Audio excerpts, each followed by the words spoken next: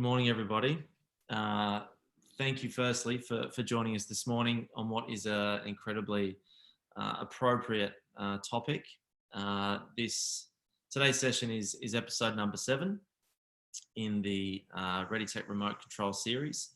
And today we're joined by Simon Mariner, Managing Partner at Black Isle Communications. And we will be exploring virtual delivery and learning the new tools of the trade. For many of you, this will be your first session with us. So a quick introduction. My name is James Horn and I am the Commercial Director at JobReady, which is a organisation inside the ReadyTech Group. And as I said, I'm joined by Simon. Good morning, Simon. Good morning. So what we've been aiming to do with the Remote Control series is cover off the topics that are increasingly important for both our network and our community and the broader education fraternity. And what we've done over the last several weeks is look at the digitization or the fast tracking of remote delivery that's been imposed upon us because of the current situation. Now, many of you are on that journey anyway, and this has just brought it to the surface. Others were not quite ready and are now, working out how their business can pivot and move so that you can respond to the current situation. One of the things that we have discovered through a lot of conversations with you guys is that there's kind of been some stages around this digital move. And the first one was about content and how do you get your education online. But one of the considerations that wasn't getting a lot of coverage and a lot of discussion was how are you preparing your educators to deliver that new digital content?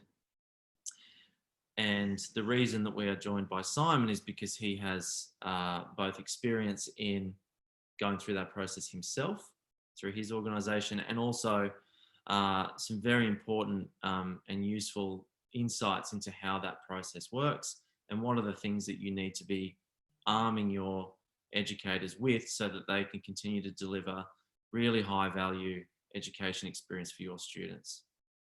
So Simon, if I may throw over to you just to give some background on your experience, your current role and the organisation and how that all ties in with what we're talking about today.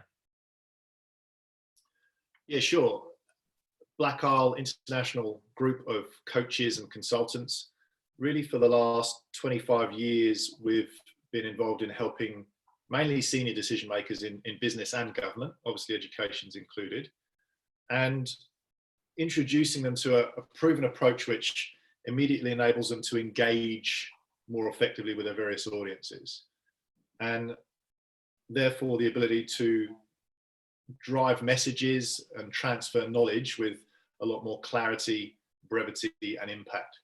So we'll say that we specialize in leadership and in particular leadership communication, but really it's about that, the ability to drive messages, share knowledge, and in this circumstance, we're talking about high value education experiences.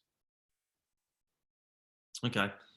And I think, a lot of the people on today's session and also that we've been speaking to over the last few months, a lot of their questions and their, I suppose, concerns have been around continuing that really high engagement, that level of connection that face-to-face delivery brings, and how does that actually transfer and translate into a virtual environment? So can you just, I know that you personally have been through this process, you've got a long history of delivering workshops and education in face-to-face sessions. You've been through this digital process. Do you want to just talk us through your experience in that? Sure. Let me just step back a bit. I feel very strongly about the human flourishing, human potential, rely on our ability to connect, communicate, and collaborate. And you've used a couple of those C words already. And really, what gets me out of bed every morning, and I'm sure plenty of other people on this call as well, is that we're really interested in helping others to achieve their full potential, to be the best possible version of themselves. And about 4 years ago, I had this, I suppose crisis is one way to put it, but this realization that we were really topping out in terms of our ability to affect. We were affecting only about 200 people a year here in Australia. And that was all due to the medium that we're using, this face-to-face, this physical coaching, if you like, in small group workshops or one-on-one face-to-face. And look, it was a bit of a crisis because a good number of our clients would go on, they would take these skills and tools and do some amazing things with them. They'd end up senior leaders, top 50 ASX listed companies, senior positions in government, in cabinet in particular. And so I really wanted to try to work out a way that we could get this message out to many, many more people. And sat down to work out a strategy. I cheekily called it Simplify in Order to Amplify. To how can we really amplify this message and these sorts of coaching and skill development capability? And I'll be honest, I resisted it with every ounce of my being, James. I was very skeptical that the things that I did in a room, one-on-one, with a video camera, coaching, that I could do virtually, and B, that I could do instead of one-to-one, one-to-many. And I suppose it was necessity being the mother of all invention rather than me deciding, because I was just too arrogant. And I think it was just hubris. I thought there's no possible way that anyone can do as good a job as this that I'm doing face-to-face virtually. And actually, just a story, I started work with a senior guy at a Rio Tinto, big obviously resource extraction company. At the time, he was head of bauxite for Rio up in Brisbane. He disappeared and he popped up in Mongolia, of all places. Rio did a very big deal with the Mongolian government. It's Rio's largest copper, I think, and gold mine. And really interesting circumstance this guy found himself in, because all of a sudden he's in one of the world's newest democracies, wedged between Russia and China. And he's in charge of not just running a mine, but putting the Mongolian economy on the face of the planet, employing 16,000 people and therefore their families, and therefore needed a lot of help driving engagement, getting some important messages across. And he said, Simon, I want to carry on with this program, but I can't fly backwards and forwards or fly you out. Can we do it virtually? And I said, well, let's give it a go. And look, if you check out my LinkedIn, you'll see his recommendation on there. And obviously, I was very skeptical of the quality, the efficiency, effectiveness of it, but it was effective in many ways that I didn't think it actually would be. Okay. So that was a nice surprise. Yeah, right. And I think the situation you just described was born out of an extreme scenario, and which I would consider we're in right now. That story and how we appropriate that back to our audience today. So not everyone on today's session and in our teaching community will be dealing with exec level individuals who may or may not be more, I suppose, able to connect through a digital and virtual learning channel. So one of the things that we will cover off today and explore in actually more of an interactive style is some of the tools that you've created off the back of that to ensure that you get the most engagement and connection with any audience, and how those tools can be appropriated to any level of learner. We've had a couple of questions come through, so just bear with me whilst I manage that. And now we've had the overarching intro from Simon, just some housekeeping rules. First, I want to call out the fact that Simon has generously created a workbook for us, and all those educators and teachers and facilitators on today's call will greatly appreciate the idea of a workbook. It's in the chat. I will publish it a couple more times for those that do arrive at different points, but it's right at the top of the chat. And that workbook is for you to take some notes through the interactive piece of today's session, and then to take that with you after today. Simon, you're quite proud of that workbook, I imagine. Well, and thanks very much for the gratitude. And look, it's just a 2-3 pager. It's something small, but occasionally I do say something insightful. So if I do, it gives you a chance to just jot it down and take a picture. Good, good. So whilst we're working through the interactive session, I will be facilitating the Q&A where possible. We have allocated time at the end of today's session to ensure that there's an opportunity for all of you to throw some questions. I prefer them to be incredibly difficult questions that you would like to present back to Simon.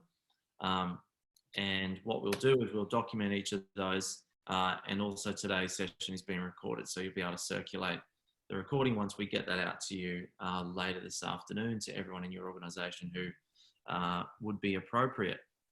Okay, so one of the things that I think that's important that you've called out, Simon, is the urgency or the call to action and the trigger that actually forced you to move your content to digital. Right now, COVID-19 is that trigger for most education providers in Australia, whether they're really early in their digital transformation or whether they have executed to some degree and they're now looking to elevate that or improve that. So we're working in a situation where we're not blessed with time. A lot of educators are now feeling pressure to actually get a lot of their offering content material into a digitally consumable format. And now it's about the people that actually have to deliver that. So what? Yeah, I look at it this way. What for me, I think a few years ago was a bit of a future-proofing strategy, just to remain competitive and current. It used to be a future-proofing strategy. It's now become the new industry standard. 6 to 12 months from now, if you don't have this, you're not. It's not even that you're in the A League. You're just not even invited to the professional league. This is a must-have now. It used to be a nice-to-have. Yeah. So with that, I think it's now time to let's jump into some of the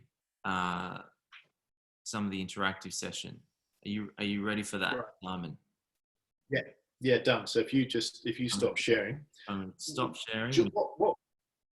What we actually found while I'm getting my iPad up so we can talk and draw.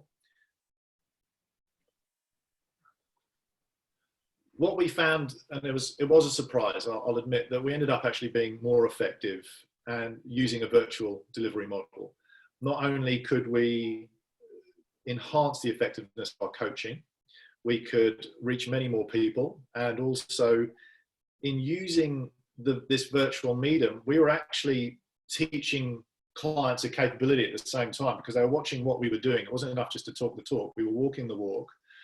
And therefore, as a result, once we hit these lockdowns, these global lockdowns, and it became a necessity, as you described, we've had a lot of clients come back to us realizing that this capability is more important than ever.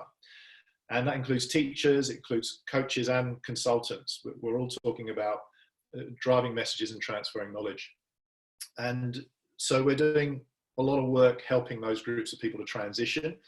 And before we do, there's 3 major challenges we need to overcome, which I'll run through those challenges, and I want to share a model with you to help you to overcome them, and then I'll give you a bit of content about one specific part of that model. Before I do though, just on a lighter note, we were having a bit of a chat yesterday, James, and actually, do you want to share the conversation we had yesterday just quickly?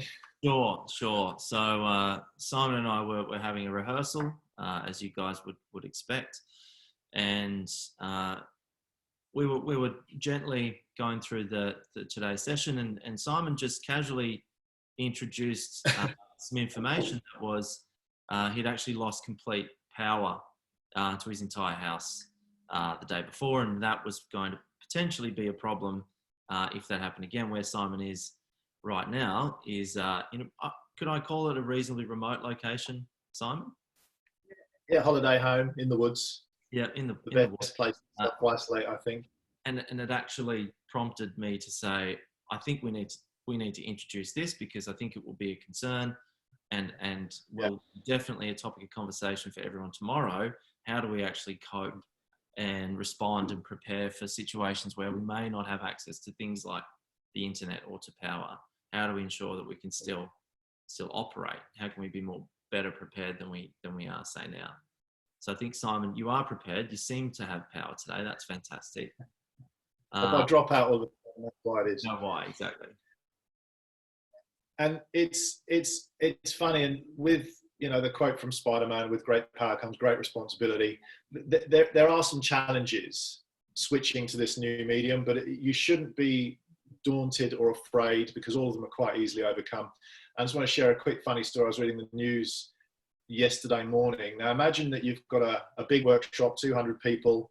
The next day you wake up nice and early, you have your cup of coffee, and you turn on Zoom or whatever platform you're using, and you turn your camera on, and instead of being Simon Mariner, you're Mr. Potato Head, because one of your kids has been mucking around with some of the... Now this actually happened to this poor lady yesterday. This was in the news. Poor Lizette turned up for a work meeting, and that was poor Lizette as Miss Potato Head, which I thought was quite amusing. All right, I think there's three big challenges that you need to overcome. And well, why don't I tease this out? James, you're in this industry. You're very close to this industry. Sure. Just off the top of your head, what do you think is some of the challenges that if people are trying to switch to this digital medium, what are they going to be faced with? Look, I think one of the biggest concerns is around connection, or engagement. So yeah, let's call that engagement. Yeah. As we've talked about and we've covered across in some of the other remote control sessions, people still very much rely on that human connection, human engagement in a classroom, and believe it's still the best way to transfer knowledge, as you say. So I think engagement is a really big challenge. Okay, let's just get them all down. We'll talk to them. So I think engagement's one, and call it connection, whatever you like. It all fits in that bucket. I think there's this knowledge transfer piece as well. Yep. And a bit of a cheeky acronym there, tech. I think also just transitioning. So let's just talk through these. Number one, transition. What I mean by that is you're currently here, and you need to be over there. And there's something that maybe you've done for, could be in some cases 10, 15, 20 years, and you've done it really, really well. All of a sudden you have to almost go back to square one and recreate the whole thing from scratch. So there is this journey of transitioning, which I've got some tools to help you with. Engagement, definitely. And the engagement in a classroom, it works two ways. It's a lot easier to be engaging when you're in person. You have presence.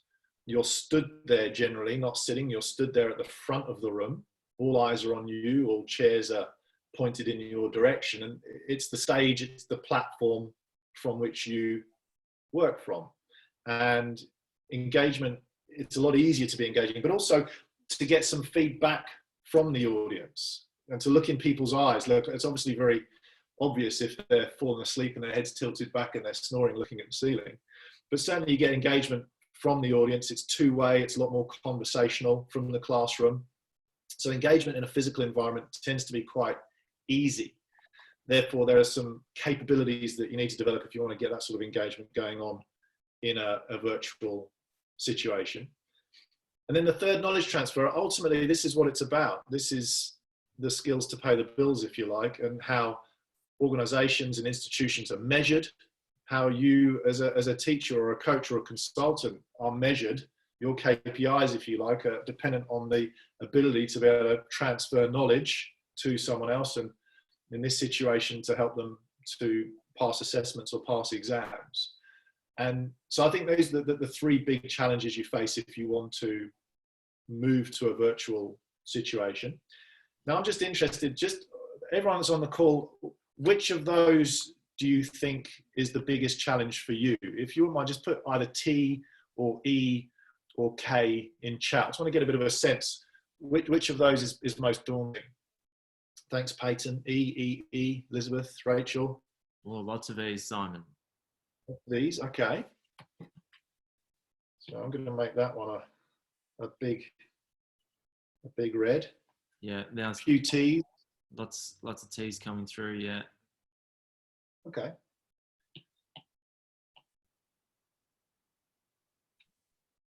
Bit of T and K. Okay, a few K's. Okay, let's give that. Okay, so definitely engagement is what I'm hearing is the big one. Access to technology, disadvantaged students. Yeah, absolutely. Massive biggie. Thanks, Anne. Yeah, Nicholas, I agree. K, if talking about credit outcomes, that's how you're measured. That's why I call it the skills to pay the bills, because if you can't actually get the accredited outcomes through knowledge transfer, then your transition could be fine, your engagement's great, but at the end of the day, the rubber hits the road with the K part as well. Okay, nice one. Yeah. Okay. Right. Well, let me introduce you to a model. And 3 big challenges. There's a model that we can look at in terms of helping you to overcome those challenges, to be a highly effective interpersonal communicator, which is what we're talking about. Now, whether it's in person or virtually, it's actually the same 3 components, but I'll talk about the nuance of virtual as opposed to physical. There's a whole piece about substance. Okay, so think about that as your content, or what it is you're teaching, what it is you're trying to say. There's a big piece about structure, which is how you're saying it. And then this whole piece about style, your style of delivery. Now, you may have heard the phrase, people say it's not what you say, but how you say it that's important. And I don't quite buy into that. What you say is important, your content. How you structure it is really important as well. But what's most important of all is what you actually get people to hear. Because if they don't hear it, there's not going to be any of that knowledge transfer going on. And you can look at it this way: without really being good in terms of content, the substance, you're going to lose engagement. You're going to get no engagement. Without it being structured appropriately, you're going to get no knowledge transfer, because the way that people take in information is dependent on the way that that information is structured. And obviously, if you're not delivering right, you're not going to have an audience. And let's just talk about the. Sure.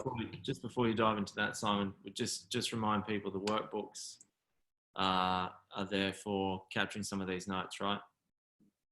Yeah. Okay, beautiful. Just reading some of your comments there. All right, substance. Now, I'm not going to lecture you on your content, your curriculum, what it is you teach. You know that, you're across that. But certainly I've got a few ideas in terms of how it's important to transition, to pivot, to adapt that in order to deliver in a virtual medium. And you're all probably aware of the 3 very distinct learning styles, VAK. There's visual, auditory, and kinesthetic. A lot of work been done on this. And while some people may have a very strong preference for one, or it may be blended across all 3, in a physical environment, it's a lot easier to tick all those boxes. Think about it. You're standing in a classroom, as I said, you're standing at the front of a room, so visually there's a lot of presence there. You're using maybe slides, flip charts, whiteboards, bits of kit, video, brochures, workbooks, and auditorily they're listening to you. Kinesthetically, they're actually in the room, so they can see, they can hear, and they can feel that content, that substance coming at them. Now let's think about this virtual medium. And the virtual medium is very, very heavily weighted towards visual. So it's great for the visual learners, but the problem with it, sometimes it can be even too overbearing visually, too distracting. And there's a piece of work you need to do in making sure that you're ticking the boxes in terms of the auditory and the kinesthetic learners as well. And if you can do that, you're going to get a lot more engagement in a virtual context. All right, substance. Now, I'm just flashing over the top of these. I just want to just give you a sense of these three things. That substance, three things to think about in terms of structuring your lessons, structuring your content. And the first is to really jump into this idea of micro-learning. Attention spans are becoming a lot shorter. The traditional 45, 50-minute class is hard enough as it is, or let alone a 3-hour lecture. I remember doing my MBA part-time. I'd go along once a week to these 3-hour lectures. In a virtual context, almost impossible to hold someone's attention span for that amount of time. Very, very difficult in terms of monologues. And even if you appreciate what James and I are doing here, we're trying to break it up, split it up into basically 20-minute segments, which is very, very important to do. So it's important to structure it that way in terms of time. It's also important to structure your lessons now in a top-down style. In a virtual medium, you don't have the luxury of a bottom-up approach. You don't have the luxury of spending time laying out your argument, proving your assumptions, referencing case studies, all the logic, all the information and the data, and then building your argument slowly to the key point or the key teaching point or the key piece of knowledge you want to transfer. You just don't have time. And again, because you've got these engagement levels working against you. So there's a whole template that we can provide in terms of structuring information top down, so you can lead with insight, not with information and data. And then lastly, structuring the resources that you use, your course collateral, your learning materials, your teaching resources, your workbooks, those sorts of things as well. So there's a bit of a thought on that. Style is about three things. Now, of course, we're talking about video conferencing.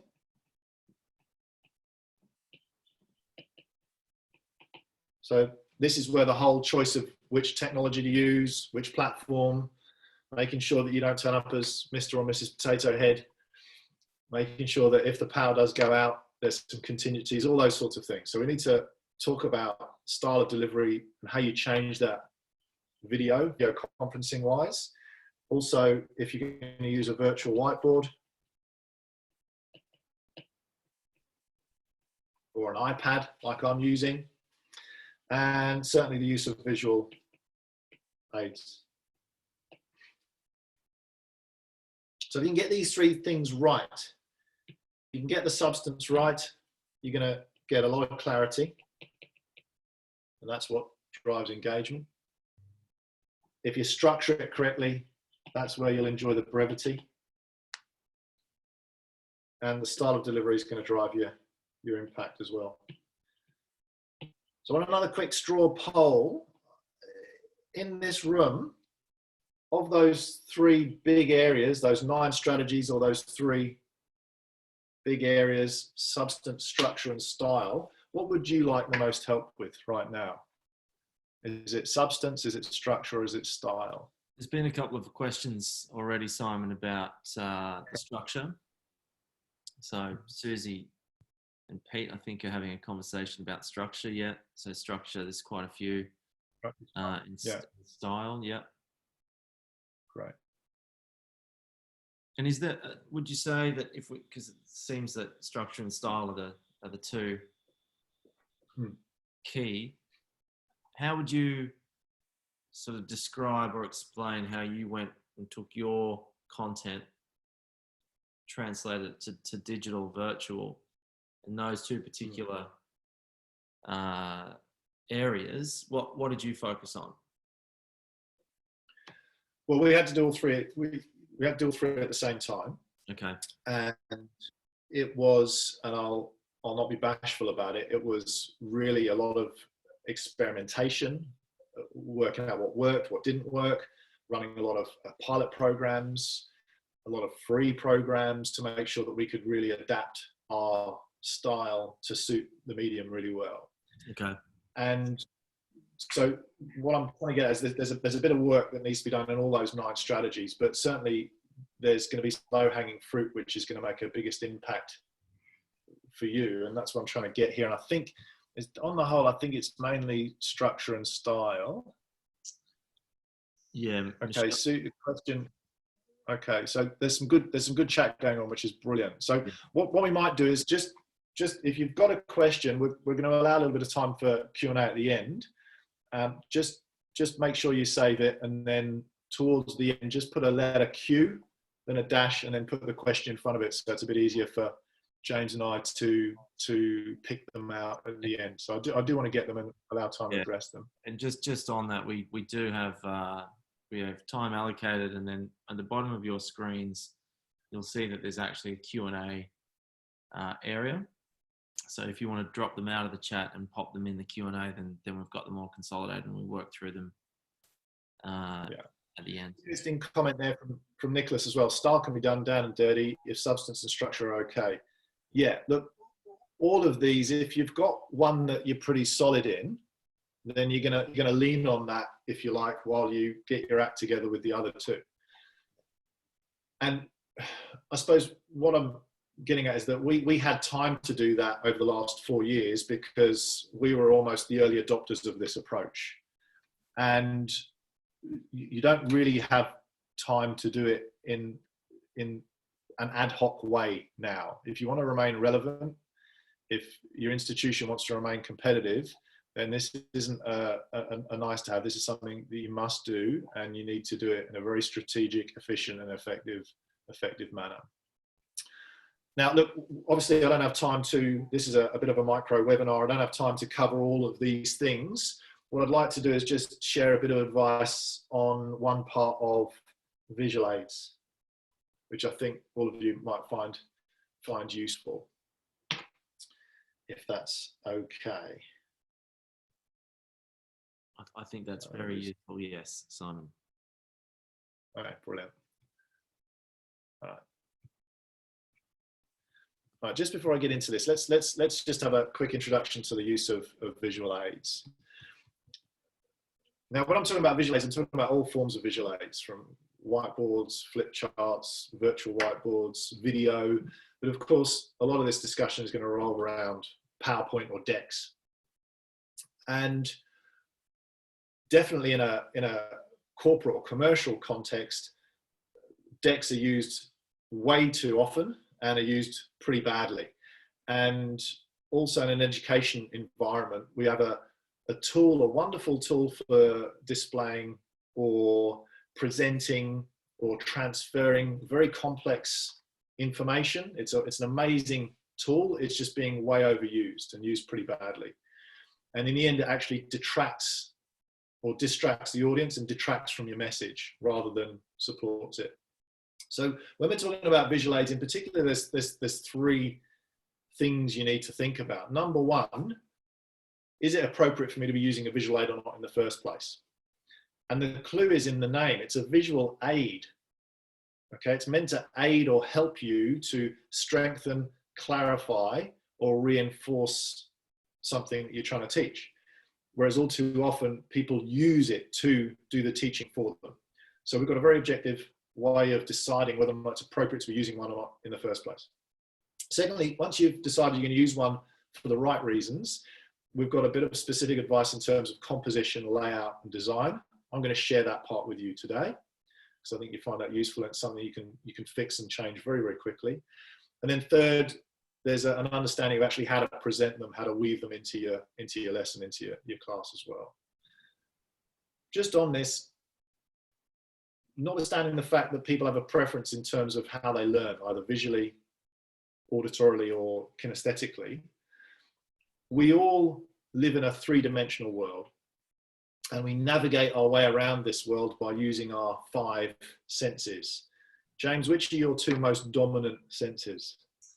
I would say sight. Yeah. Will I have to say my listening? Yeah, sight and sound. These ones and these ones. Mm. All right. Now, but there is definitely a clear preference.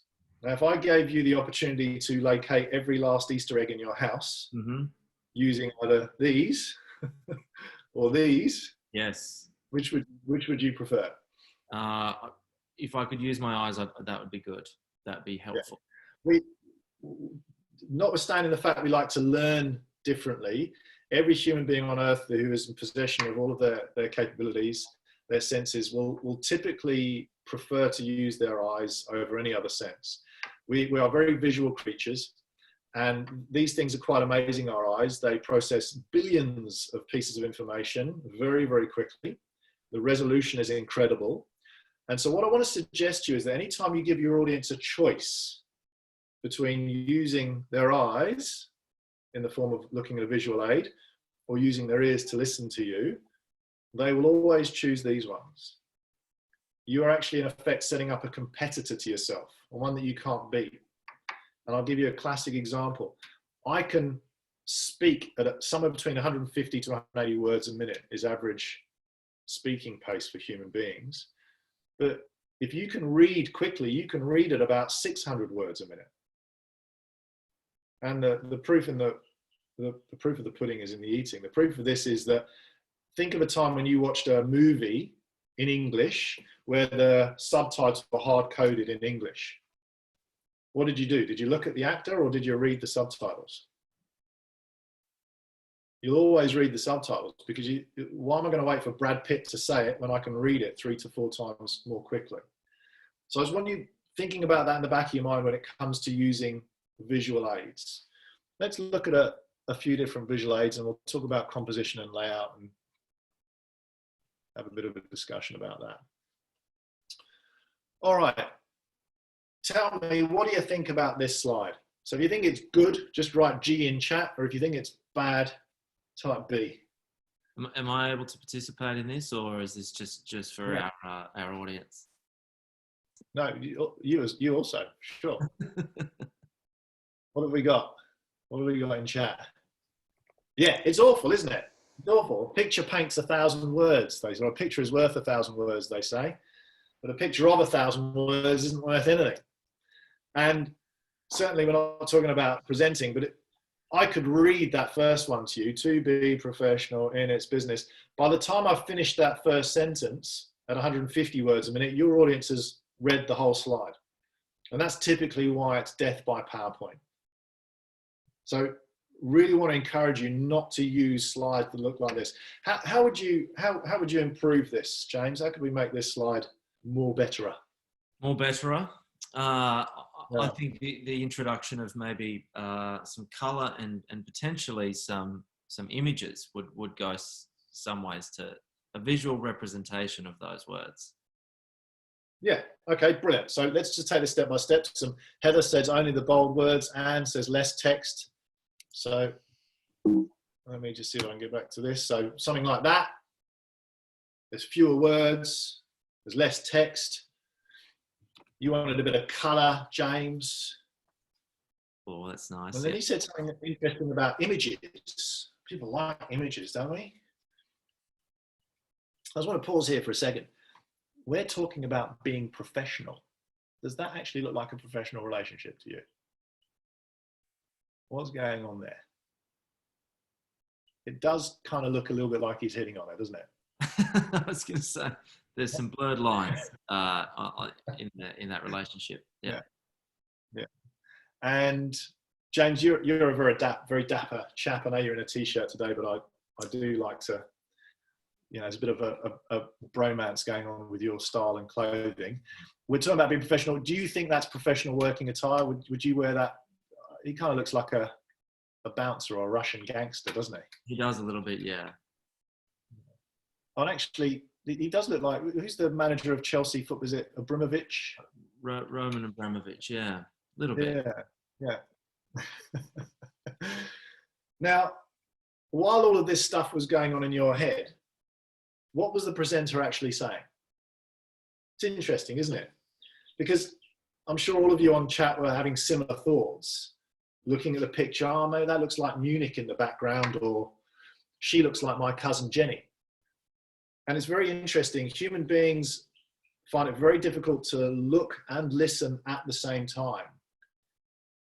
And therefore, I'm trying to demonstrate the point. Whenever you put a visual aid up, it's potentially distracting. The message I want to be getting across is something about professionalism, and I have no control over what you do with your eyes and your ears. Now, I'm controlling it somewhat now, because I guarantee right now, well, there's a high likelihood you're either looking at me talking as a video, or maybe you're looking at James's video, or maybe you're looking around your room.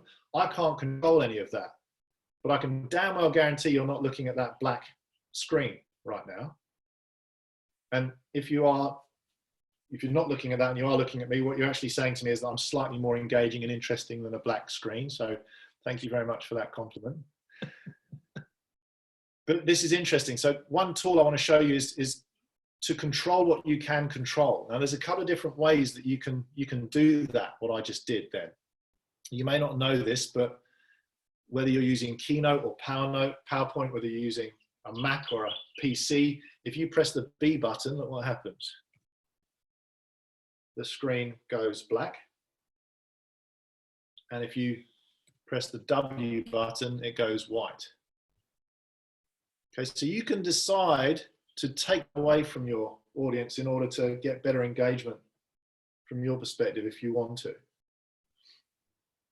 Now, there is a problem with that, and there is a better way to do this. You see, one of the problems with the B button is that, let's say I now want to go on to my next slide. I have to either unblank this one, or look what happens when I press the right arrow to the next slide.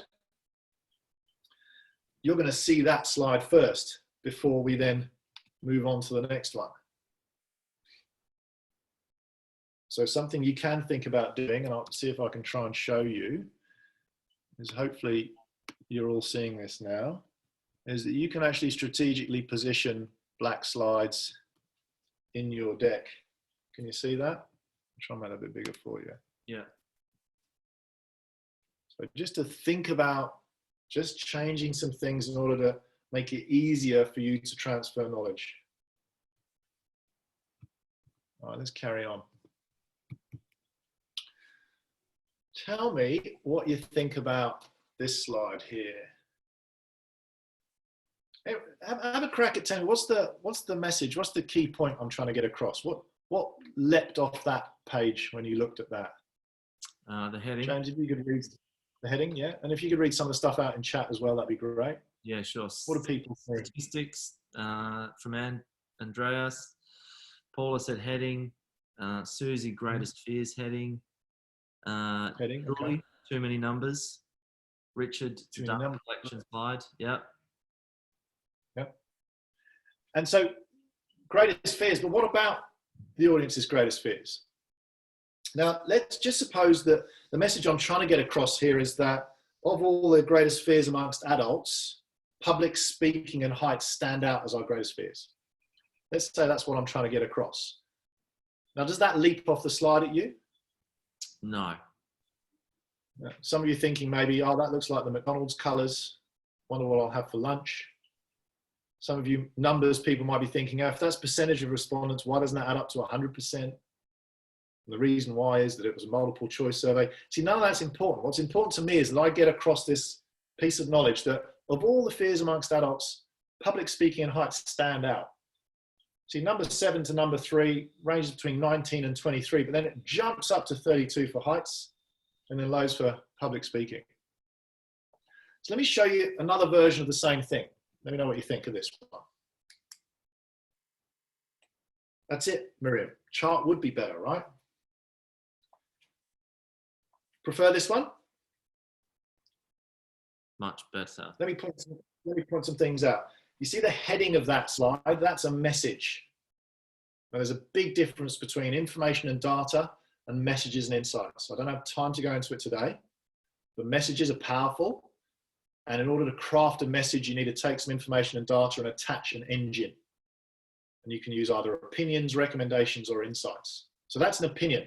It's my opinion. Public speaking and heights stand out as our greatest fears. It's my opinion at this stage. But then below that is evidence that supports the message. And then I've highlighted the key evidence by highlighting those 2 bars red. Now, everyone on this call would have approached this one of 2 ways, and there's no right or wrong. It depends if you are a visual person or not. The very visual people probably would have looked at the red bars first, then broadened their focus to the whole chart, and then read the message at the top. Or maybe you read the message, looked at the chart and zoomed in on the red one. Either way, who's going to argue with me?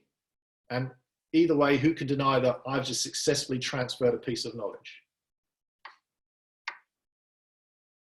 Okay, so just to recap, if I can, when it comes to structuring visual aids, what I'm hearing from me is that you don't like words and numbers. Less in the way of words and numbers, more in the way of pictures, charts, and graphs.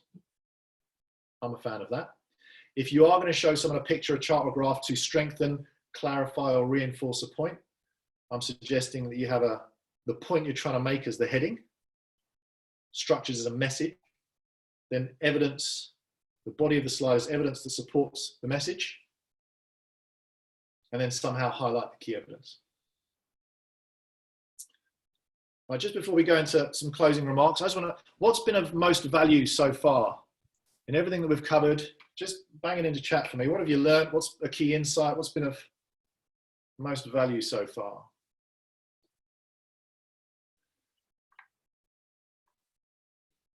That's better. Love it. Thank you, Susie. Heather's just posed a question, Simon. Okay. Not to feel overwhelmed with technology. Brilliant. Yeah. Do we need to use the black screen, or can we use a pale color? Is it just about breaking up the text, or is it black being, yeah, it doesn't matter if it's black or any sort of holding slide.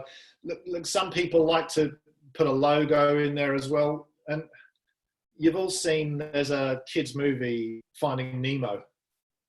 I'm sure you're watching that with your kids quite a bit. There's a character in that called Dory. Does everyone remember Dory, the fish, the blue fish Dory? Sure. We're all Dories. We're so easily distracted. Oh, what's this shiny thing? Oh, what's that over there? Any excuse you give someone not to give you their attention, they'll take it. And I suppose the key point is this: a lot easier to make people behave if they're in a room with you, in a classroom with you. And social rules and norms they won't just reach for their phone and start texting. And if they do, they can expect, but you don't have any control over that when you're in a virtual context. People will behave badly. They're a lot more easily distracted. So there's a lot of things you need to do to get that engagement happening. Just keep swimming. Thanks, Thomas. All right, fantastic. So I'm seeing some of the value, simple ways of getting a message across, the triangle, the model. And I love the fact that you don't have to feel daunted about it. No, this is not like it's not been done, and it's not been done successfully. So we can follow in the footsteps of others that have made all the mistakes for us. I think just some closing. Sorry, Simon. One of the important points that you made earlier was you had a bit more time, or perceivably more time than what people on the call today have. I think it's really important to still look at this as an iterative approach. Some of the anxieties I feel, and a lot of the conversations I'm having, the anxiety is coming from a place where people feel like they need to go from where they are now to best practice in a very, very short period of time. I don't think that is necessarily the case. I think what you've laid out today is there are stages of change that each and every one are going to go through, and each of you are at different stages of that change. And I think it's really important to just remind yourselves that this is an incremental adjustment, and not to put that pressure on yourselves to make that, the big bang change. And anything that's large and daunting, like the old adage about eating an elephant, how do you eat an elephant? The answer is one mouthful at a time. time is time. Time's something you can't really control. If you've got to do this in 4 weeks, or you've got 4 months or 4 years, the time is not going to be the thing that determines how well you do it. It's what you actually do with that time. Yeah. And whether you have got 4 weeks, 4 months, or 4 years, we have an approach which will help you to get as prepared as you possibly can be. And look, I think that dovetails really nicely into this last comment I want to make, which is that we are at this pivot point here right now.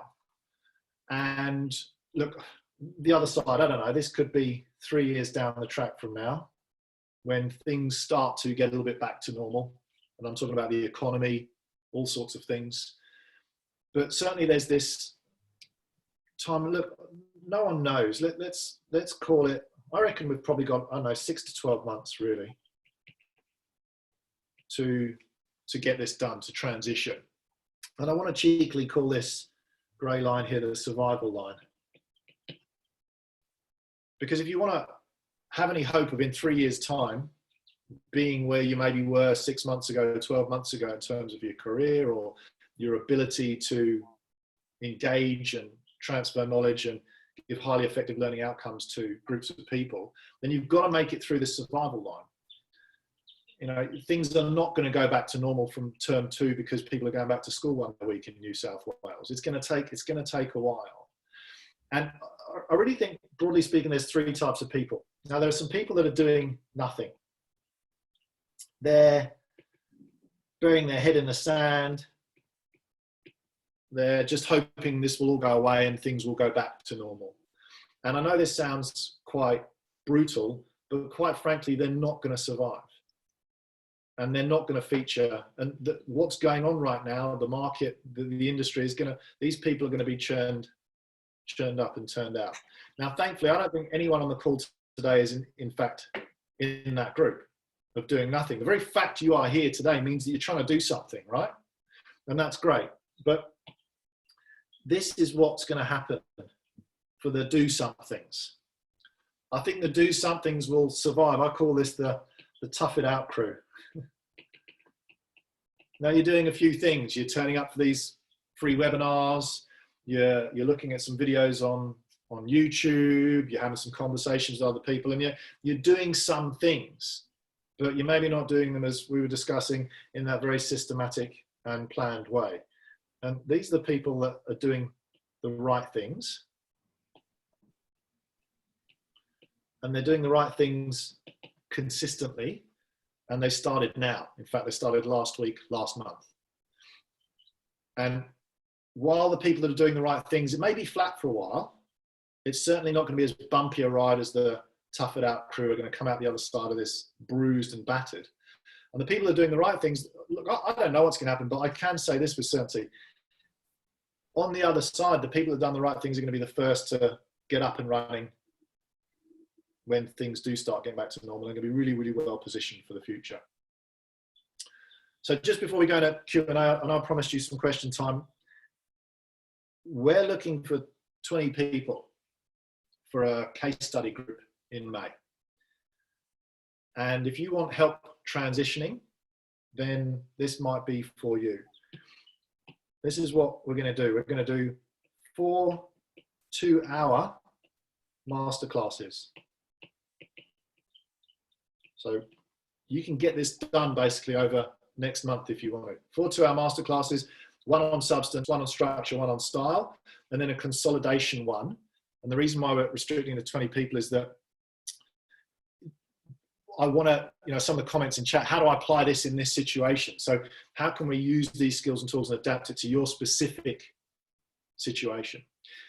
Also, lifetime access to an online portal where we'll got recordings of those masterclasses, other videos, other webinars, learning resources, templates, all those sorts of things.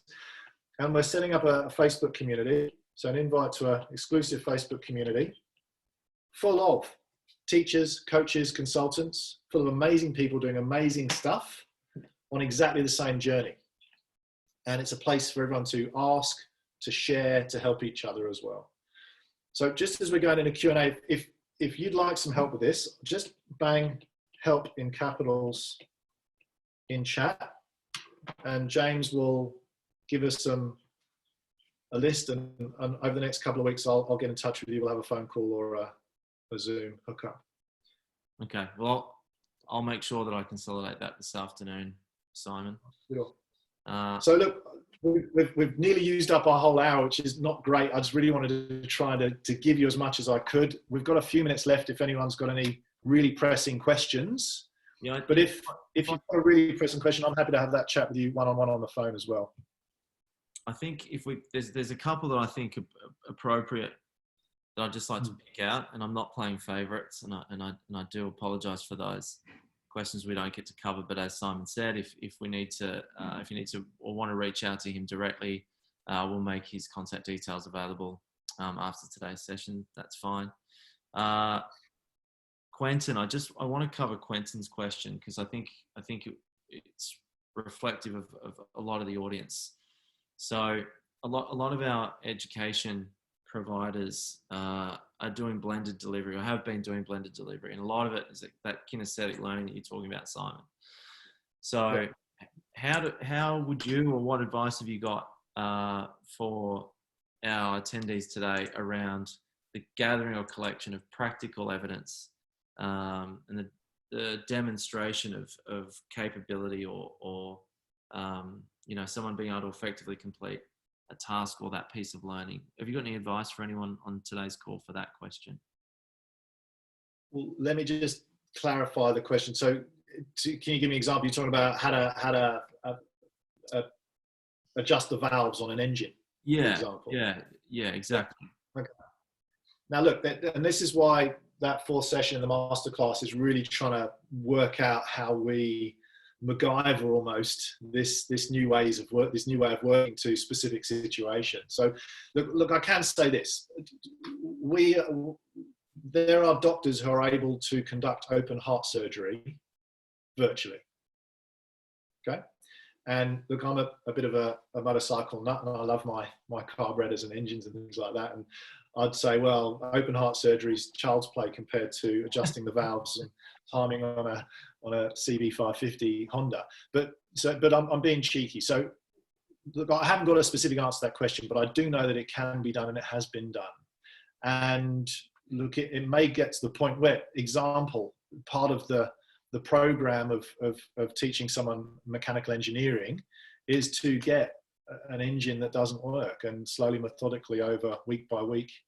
And you know what, James, there's a whole world of people doing this already on video YouTube channels and tutorial channels.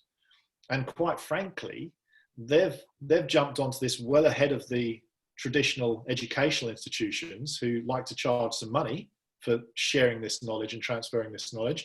And they're doing it on YouTube, and they're getting the millions of views on YouTube, and they're getting the advertising revenue. So quite frankly, it has been being done, and people have been cutting our lunch for a while here.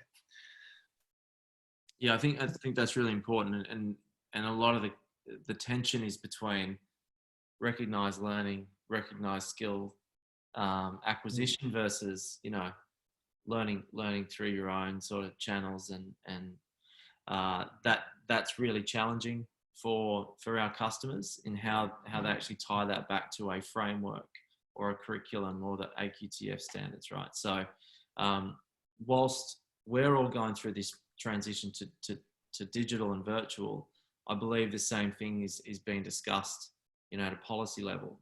How can they introduce new ideas and new ways, new frameworks to actually accept evidence through different means and mediums. So that's really important. Okay, so I want to address Siobhan's comment. Yeah, not all things can be demonstrated remotely, and ultimately there are going to be some challenges that there's no magic wand for. Yeah. But here's the rub. Right now we're all in lockdown. Okay, I'm optimistic that this is not going to be how it is forever. Okay, we're going to come out of this in 6 months' time, and there will be a whole group of people that are going to just go, yay, we're back to normal. This is great. I'm just going to do everything face to face. But there'll be people that use this time to upskill that capability to deliver virtually. And therefore, you refer to the blended learning, if you like. On the other side, they're going to be a lot more competitive and a lot more capable. And so down the track, you can go back to the things that you can't do visually, can't do virtually. You can still do them physically, but then you can be a lot more efficient by doing all the stuff that you can do virtually and in terms of a virtual context. No, it's a new normal. I absolutely agree with you, Anne. Yeah. Never going back to normal. It's a new normal. Okay. Good on you, Siobhan. Now, Any other? we're right on 11, are we? We're 2 minutes over. We've stolen 2 minutes. So we'll wrap it up here. And I just want to say, thank you to Simon for dedicating an hour to cover an incredibly important topic. That was really, really useful, Simon. I think there's a ton of stuff that's going to be available through the masterclasses. So as I said, I'll consolidate the requests in the chat and make sure that you get access to those, Simon. In the meantime, for those of you who have only just participated in our ReadyTech remote control session for the first time, I hope you really enjoyed that. I will share the information. We've actually published the previous 7 sessions, so they're all available on our ReadyTech remote control website. This session will be recorded and uploaded in the next day or so. We've just got to get the guys to cut up and take out references to Easter eggs and those sorts of things. And then we'll be circulating some opportunities for feedback. So thank you all for attending. We really appreciate it. And have a great rest of your day. Thanks and for being present as well. see you on the next session. Thanks again, Simon. Good on you. Take care. Be well. Bye.